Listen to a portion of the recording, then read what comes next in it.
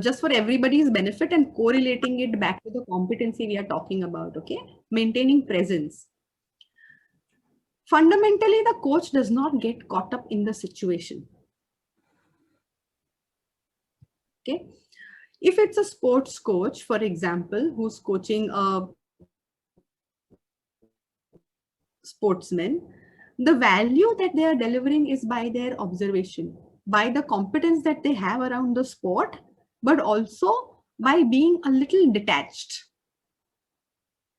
They don't come into the court, they don't come into the sports field. Not only are they observing the player, but they are observing all the other players. Not only are they observing what is happening to the person that they are coaching, they are also observing how the other players are responding, what's going on. Okay. And then when they coach the sportsman, they come back with a lot of observations and inputs to say, okay, in this game, these are the 5 things that I noticed happening. How can we now improve the technique? How can you target better outcomes? How can you improve your performance? The fundamental objective is that, but it goes around looking for the interactions that the person is having, looking at the whole situation, not just the response of the sportsman, but also the response of the other sports people. So let's look at the markers for this competency, right? Five critical markers. The coach acts in response to the whole person, the who. Okay, and this is increasingly happening across all competencies. We are saying the coaching around the what and coaching the who are two separate things, and the competencies is distinguishing. ICF is now distinguishing that one, you are targeting the stated objective, but you are also responding to the whole person of the client. In this particular marker, earlier there wasn't much provision to respond to the whole person, which means if the person was expressing, and Seema brought this up in the conversation earlier, if there is emotion coming up, somebody is breaking down, somebody is bringing up an unpleasant emotion, the markers earlier did not allow for us to process that appropriately, but now they do. So the values, beliefs, emotions, thinking, feeling of the client must be taken into consideration as we are navigating the coaching conversation. The whole who of the person. Second competency 5.2 talks about the coach acts in response to what the client wants to accomplish throughout the session. So remember, every coaching conversation, it starts with a session objective and a session goal. The client may have a long-term goal and overarching statement that they want to, that they have stated as an overarching objective. But yet, in every coaching conversation, we will start the coaching conversation by saying, what is it that you want to accomplish for yourself? What is it that you would like to take away for yourself from our conversation today? And the coach will remain present to what the client wants to do today. Okay. So for example, if a client has said that I want to strengthen my executive presence, and that's the goal that I'm working with in my coaching engagement, what part of that would you like to explore today? And then whether it is exploring actions, alternatives, observations, whatever the coach is doing in that coaching conversation focuses on what the client wants to, which chunk of that the client has chosen as a takeaway for themselves today in this session. Coach partners with the client by supporting the client to choose what happens in this session. Okay. So at no point will we go back and say, but earlier you had said this, maybe this is more relevant for you. What do you think? What I think this is a lot more important. So this should be a bigger priority from what you accomplished and things like that. No. Supporting the client to choose what happens in this session. And hence, again, connecting it to open-ended questions. What would you like to explore? What is more significant to you? What is meaningful about this conversation? So we will help them become aware of how it connects to their overarching goal, but the autonomy must rest with the client. Coach demonstrates curiosity to learn more about the client. So this is again focusing on the who of the client. Okay, this is what you want to do, but where are you coming from? What is driving the decision? What is coming in the way? What are the beliefs that are at play in this conversation around these objectives and so on? Okay, so coach demonstrates curiosity to learn more about the client. Please understand the difference between being curious about the what and being curious about the who. When I'm asking questions about the person, it is allowing the client to surface beliefs, thoughts, values, whatever is below the waterline. Okay. When I'm asking questions about the what, it may take the client back to reinforcing the situation in which they are. So important to understand that curiosity about the who, not so much about the what. The what is the client's job. And the last one, 5.5, allow for silence, pause, reflection. Those two drops, we want them to come through because those are the most, that's the most important part of the client's thinking. The thought that comes to them after reflection, after introspection, is what will expand awareness. So these are the markers between keeping presence. Now, a couple of things I would like to share. Okay, as you look at these markers, have a think about what will you do if the client is talking about beliefs. Okay, and you understand that this is a self-limiting belief. It's not serving the client. How would you like to then navigate the conversation? Client brings up something really unpleasant as an experience in a reflection. How will you address the whole person of the client and move the conversation then forward? So our presence, and I'll also just touch upon very briefly that it's a very delicate dance that the coach is doing around keeping or maintaining our presence. It's a very delicate dance that the coach is doing between the what and the who. So clearly client is coming in with saying that, yes, these are the two things I would want to accomplish and I want to use coaching support for. But at the same time that you are managing the transition of the client from their current situation to the desired situation, you are also helping them grow and transform. So this is a competency that's key, that highlights the need to play the balance, focus on the who, the whole person, not only the stated objective of the client, not just the problem or the challenge, but also the person, the whole person.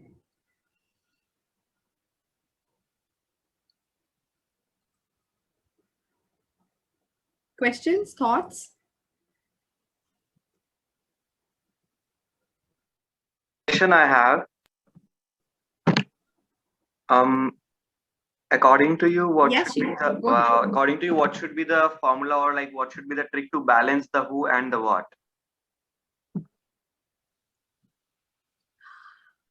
Evocative questions. Use them to allow the client to think about who they are, where they are coming from. The more evocative your questions are, the more they allow for reflection, the more of the who of the client will emerge.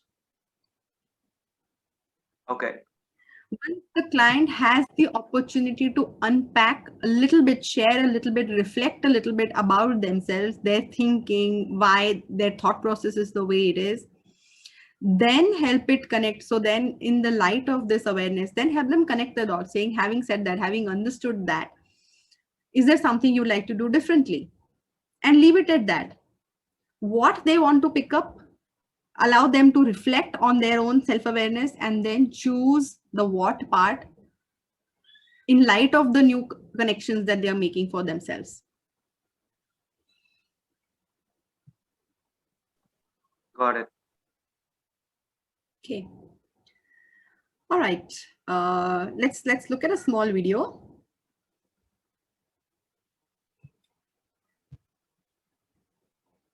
One second, I will just increase the screen. Yeah.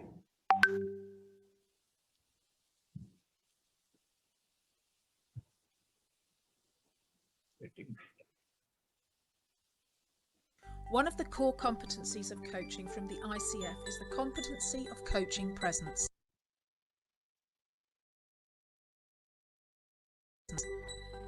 Coaching presence is the ability to be fully conscious and create spontaneous relationship with the client, employing a style that is both open and flexible. So what does the word presence actually mean? The dictionary definition states presence as a fact of existing or occurring. Being present is related to one's manner or way of being. In the world of theatre, we often think of stage presence. A ballet dancer has a certain presence on stage, a presence that communicates ease and poise and grace. A dictator, on the other hand, has a certain presence or way of being that may communicate a sense of being intimidating or commanding.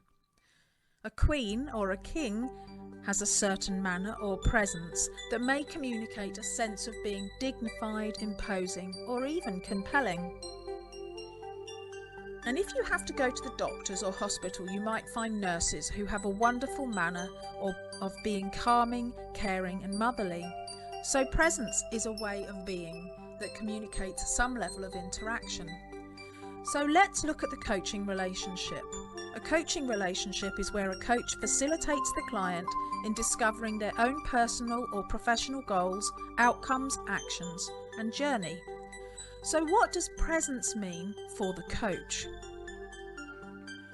Presence is an act of being in the moment or being in the now, sometimes described as dancing in the moment in a fluid way. It's a way of being that the coach demonstrates to communicate engagement with the client, and it involves the coach being open and curious to experimenting and being responsive and in the moment with the client. The relationship is one of partnership, where the coach is partnering the client. This is important because in coaching we do not analyse, formulate or suggest where we think the client needs to be or what they should do. The coach, when present, is able to work with the client's whole self, their metaphors, symbols, behaviours, thoughts, feelings, ideas, solutions, always generated towards their outcomes. Presence is a mindful way of being. Mindful to stay in partnership with our coaching clients.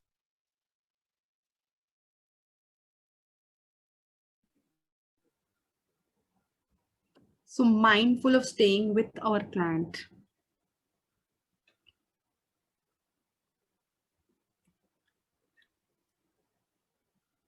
Let's look at the descriptors as well. Any thoughts, any comments on the video?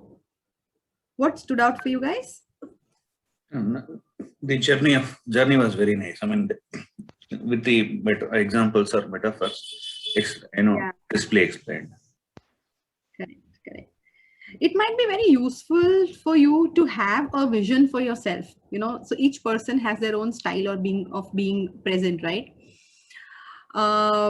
Something that I have found very useful is to ask myself the question before I get into a coaching conversation, to ask myself the question that today I'm going to be interacting with so-and-so person. How do I want to show up for this person? Okay, and the response that I generate for myself, like I want to be empathetic, I want to be present, I want to be flowing with them, I want to be there for them, or I'm just going to be listening, I'm going to be an empty vessel. Some of those affirmations are really help me ground myself and stay present in the session with the client. So how do I want to? Yeah, thanks. All right. So how does ICF describe this particular competency?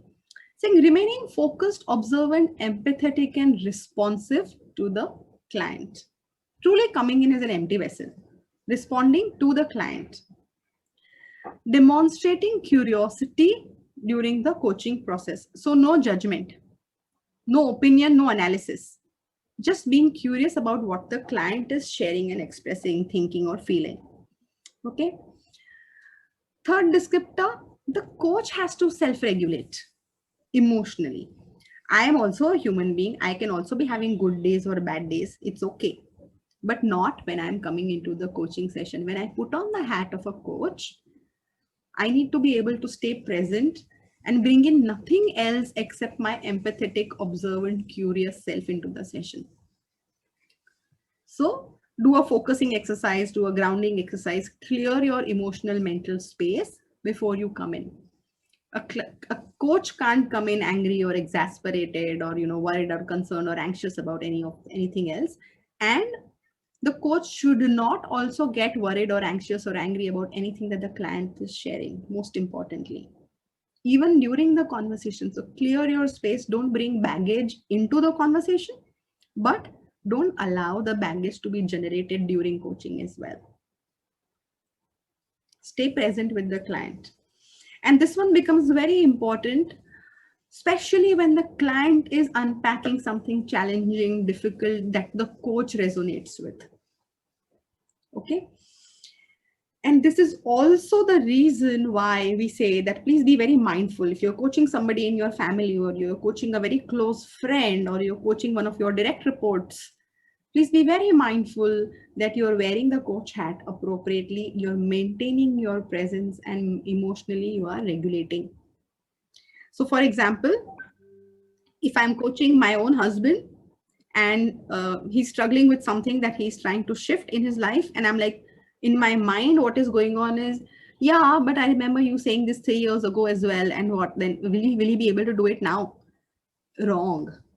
If I choose to do that, if I choose to get into a coaching contract with where somebody I'm associated with and I understand and I have an opinion on, I must self-regulate. Similarly, when we are coaching people, who we are very close to, and that's one reason why ICF discourages coaching direct reports and team members and so on, because the coach must keep it's allowed. It's not that it's not allowed. It's discouraged because the coach must stay present with the client and not allow their own biases, their own agendas to come in. Okay.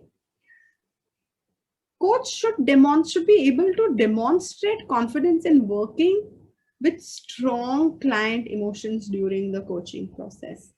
So if the client is having a meltdown, it is the role of the coach to empathize, to help a client understand where they're coming from. But a coach cannot step into the client's shoes at that point in time. If I have a client who's talking about how she lost her whole family in a car accident, and then life turned around, and after that she changed priorities, and then after that, things have steadily gone downhill. Now, in that moment, I can empathize with the client. The client's probably starting to break down, reliving some of those experiences, etc. It's a very hard-hitting experience for the person. In that moment, as a coach, if I have to maintain my presence, I have to reflect understanding and empathy. I have to be able to tell the client that you want to take a moment. I know it must be a lot, those memories coming up. It seems to be something that you're possibly still not completely got to a point of closure. And I can understand that you need to process it. Do you need a moment? Do you want to pause the conversation for a minute or two? What would you like to do? All those questions are valid. If I start listening to that client's story and, letting that thing play on my mind and start crying with the client, that is a loss of presence. Because at a human level, I'm connecting with the person, I'm feeling the pain that the person is feeling, but as a coach, I will not be able to add value. Okay, so thin line between empathy and sympathy that's coming into play. Very clearly, ICF is now, because we are talking a lot about the whole person, the who of the client and the transformative element, the emotional processing is coming into play, that you cannot, while coaching, you cannot ignore if a strong emotion comes up. It could be distress, it could be sadness, grief, anger, frustration, whatever. If the client is expressing an emotion, we must find a way to help the client process it, regulate it in a constructive way, and eventually we've got to bring the conversation into a cognitive space. So we do acknowledge the emotion, do empathize with the experience that the client is going through, and then move it forward to the cognitive space. And the last two descriptors of maintaining presence talk about the coach being comfortable working in the space of not knowing. So remember how the markers talk about being curious about the who, not necessarily about the what part. So where is the client today in the journey? What has historically happened? Why did it not work before? What experiences they've had does not matter. The coach should be comfortable not knowing, not getting into the detail and the drama. Okay. Coach should focus on the vision and the way forward that the client has around their stated objectives, as well as about the kind of person that they are evolving to be. And it's okay to not know. The client knows, the client has the connections. When you're asking questions that evoke awareness, client is coming from the place of knowledge of what has historically happened. It's perfectly okay for the coach to not know. And again, something else I would like to share is, this is a trap that we often fall into, especially in the early stages of, when you're picking up coaching. Okay, I don't know what's going on, so how can I help? Okay. This is a big drain of time. You will leak time if you get into asking questions which are historical, getting into the details, because the client will ramble. The client will just go on and on and on. It's their life. It's something that they feel strongly about, right? That's why they've brought a goal into the coaching conversation. If you allow for backward-looking questions or detail-driven questions, you will simply lose value of you'll lose time, and you will dilute the value of what you're doing in your coaching session. Be mindful, don't fall into this one. Be okay, it's okay to not know. And it will also, working with, not knowing and evoking awareness for the client will also help you make much more powerful impact as a coach. When you're driving awareness, allowing the client to reflect, it will also actually empower the impact of your coaching. And lastly, allow for silence, pause, and reflection. We've spoken, I think, a couple of times already about this particular description. Flex your voice modulation, flex the pace of the conversation, flex the tone of asking questions. These are some techniques with which you can create the space for pauses and reflections.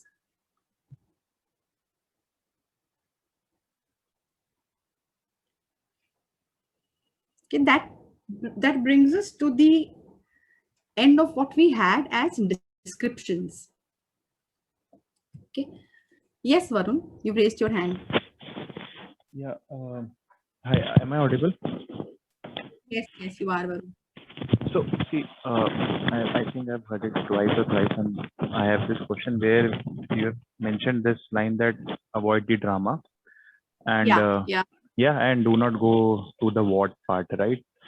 Concentrate on the who. But I might be wrong, but I feel that I think the answer lies somewhere in the drama, right? Because if you want to create that awareness, and if you know why the client is stuck at this particular point, then obviously it is linked to something which has happened. Probably if you can go there and ask the questions at that time, and maybe that will create the awareness. So that is where the confusion is with me. Okay. Like, So Varun, the answer typically does not come from the drama. The details do not give the answer. What needs to shift? Okay, I'll go back to a quotation that I frequently use. Okay, this is attributed to Einstein. The quote says, it's easy to expect a different result by doing the same things over and over again.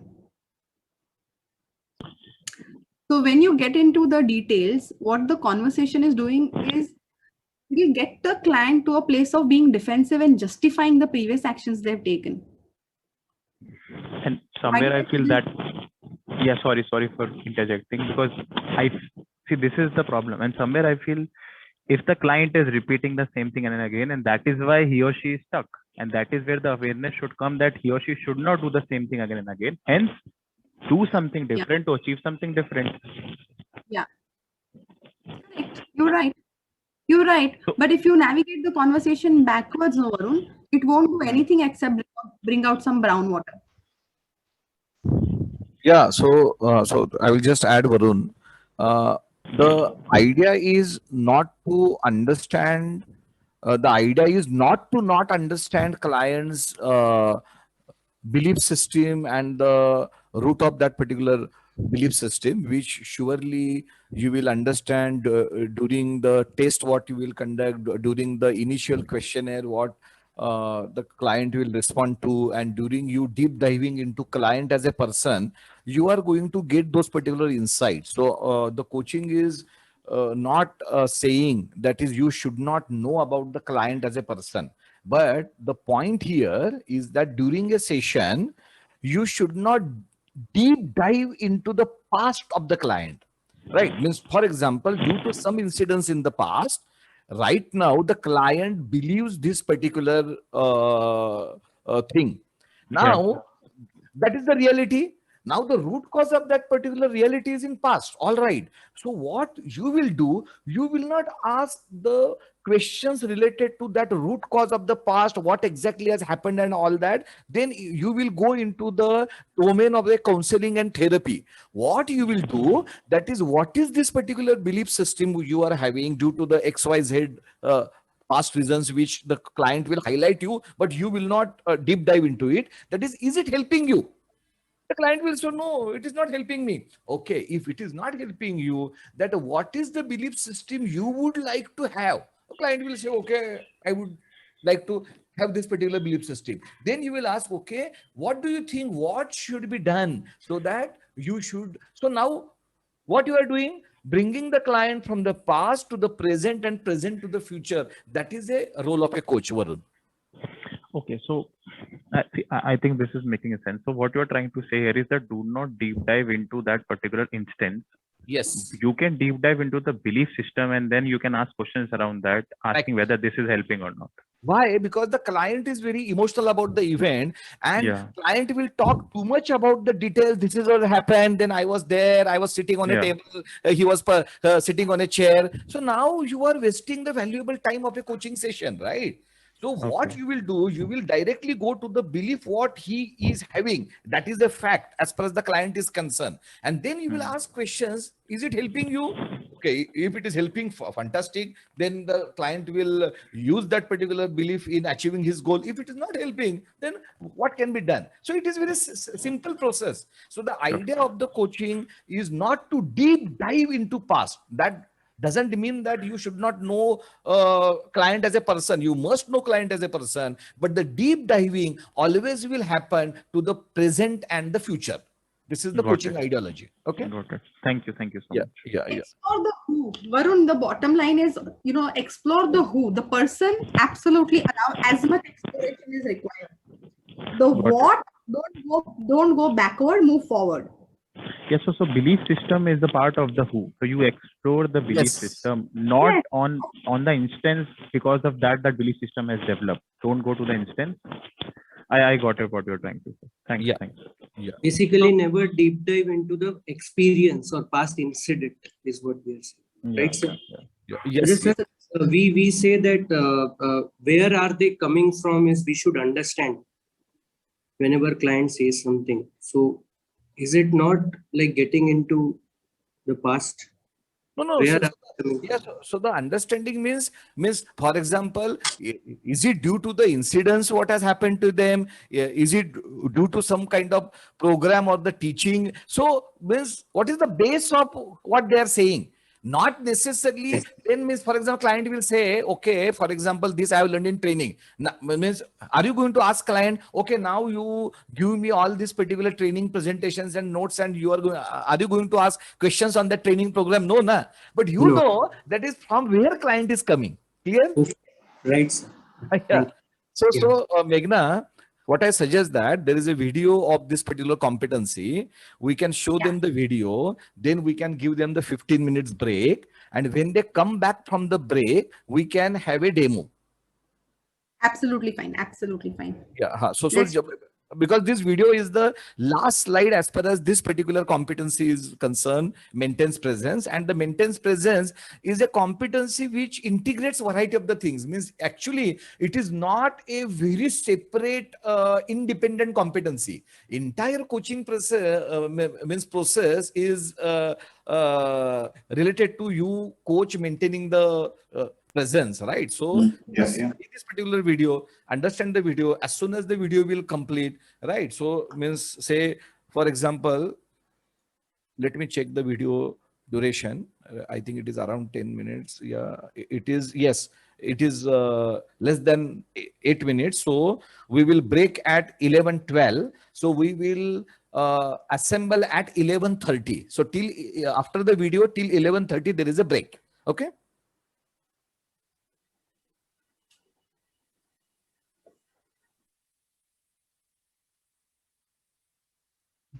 Coaching presence is the ability to be with another human being with an open, flexible, engaging, compassionate way of being, without attachment, and confidence. Right? And that's kind of the long and short of it. And it's actually the foundation for what makes coaching distinct in the world from other professions in relationship to communication and to our core skills as well. Yes, I like it. I like it. So maybe you could go and talk to us about how the old core competencies kind of transitioned into this a little bit. You're a mentor coach, so you're familiar with both models. So maybe you can kind of help people who are more used to the old model acclimate to this new core competency. Well, it really isn't new. We've had coaching presence. We've had coaching presence with respect to our PCC markers that where we assess coaching. What's happened is we've finally clearly articulated, not only in this competency area, but in coaching mindset and in trust and safety. We've articulated more clearly what actually we've been doing for 25 years or 30 years. And so it was like, well, of course. So that's the only difference. There's really, they're not, a lot of people say the core competencies are oh, wow, new core competencies, and they're not new. They're just articulated a little different. They're organized more logically in relationship to what we do. So. Yeah, I like how everything. One of the other coaches said that it all starts with verbs now, so it's more action oriented. So I like that. Well, let's go into as a mentor coach. If you're watching a tape of someone who's doing this core competency, who's really mastered this core competency, what do you see happening in a coaching session? Well, a quality of care for another human being that is clearly invites another human being to emerge, using my languages here. I mean, that space of how observant we are when we notice something. We notice an emotional or an intellectual aha or something that happens. Confidence in not being afraid to ask for hey, what was that about? Right? That real comfort, I guess is the word. Comfort in working in particular. And here's a big thing about coaching presence. This is allowing it being okay for you as a coach to not know, because we know a lot. And so we have to step into the not knowing, right? And so when I see a coachee or listen to a recording or doing an assessment, that not knowing space is pretty clear. It's being curious, super curious, and not telling well, hey, have you tried this? Quagestions, I call them, right? So without that, right? It really is that confidence in being okay with being that kind of vehicle without having to do, but to hold the space for someone else to do. Yeah, well, I love it that you started to get into it with quagestions. I can't even pronounce it. But I love that idea. can you tell us a little more about when someone's really struggling with this competency? When someone hasn't yet mastered it, how does that show up on a tape? It just helps some of the younger coaches kind of understand. Number one, they go too fast to solution. They go immediately, okay, what do you want to do about it? And there's no curiosity muscle being flexed right in the middle there, right? And so that's a number one. It's kind of like a checklist more, almost a little bit, right? And so that's the number one thing. The number two thing is trying to, I think, well, it's a little nervous maybe, you know, nervous. We can be nervous in interviews and everything, but and all those things, but being a little nervous about asking a question or something, not being comfortable with allowing the space. In other words, right on top, right on top, right on top, right on top, right on top. So that when that happens, they're not comfortable with not knowing, they're not curious enough, and they don't give enough space between. So that's the long and short of it. Yeah, great. So let's go into a little bit about what you see, like what's to be expected out of this core competency when you're looking at someone who's in ACC, PCC, or MCC. What's the difference there? The first one, what I just indicated about no space and not comfortable with silence and not maybe curious enough, etc. That's really ACC level. They know they're supposed to do it, but they really want to just make a difference and get to the solution, which is it's a lovely thing, and they don't give enough space for it. So that's the ACC.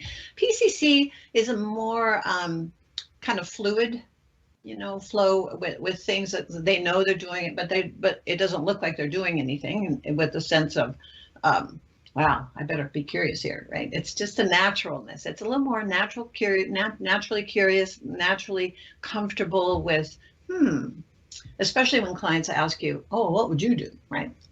Instead of telling them, more comfortable with, I don't know, or whatever, we might say. So that's the PCC approximately.